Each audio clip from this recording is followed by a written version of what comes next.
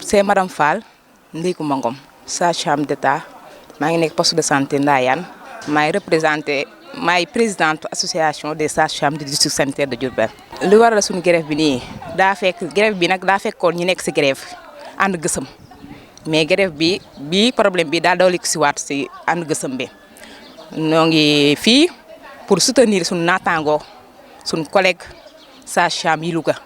moo tax association des sages-femmes du district sanitaire de Diourbel ñu fii toog pour soutenir suñu collègue dans ces moments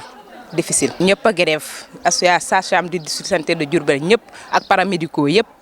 en général ñoo grève ñu ñoo observé mot d'ordre de grève tey maternité sans sage-femme avec respect des urgences service minimum dans les hôpitaux et les centres de santé. ah ndeysaan neexuñ de du suñ coobare ndax ñun jigéen ñi ñoo tax ñu nekk fii boo waxee sage-femme rek maanaam jigéen a tax ñu ne nga tudd sage-femme faj jigéen neexuñu nag neexuñu on déplore ça vraiment neexuñu ñun ñëpp suñu xol yi métti na di ñu tëj suñu maternité mais olof daane béy lii ànd ak moromi béyam moo tax tey ñu ñëw soutenir suñu collègue sage-femme mais maanaam population bi njaareem jigéen ñi bu lee ñu mere ndax dañuy soutenir rek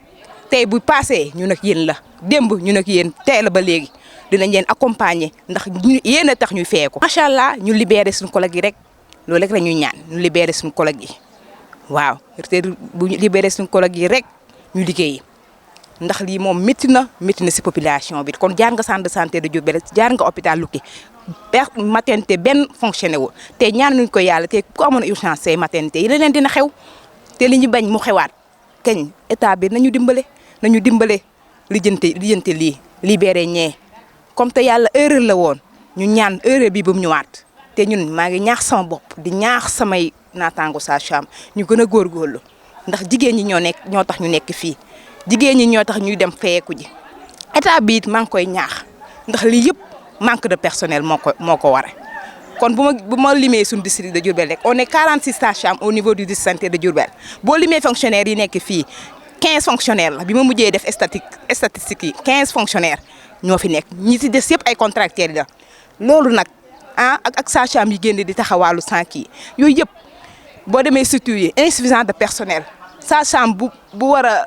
consulter 20 malades nga bëgg a consulter 40 malades 50 malades loolu coono boobu bu jàppee sage-femme yi stress boobu bu jàppee sage-femme yi yeneen yi comportement yenn yi moo koy indi mais ku ne bu waree faj li mu war a faj ku ne ñu bàyyi délégation de tâches ñuy def sage-femme na gérer yëfi sage-femme am médecin gérer yëfi médecin bu ko defee lii yëpp mën nañ see bañ a yegg.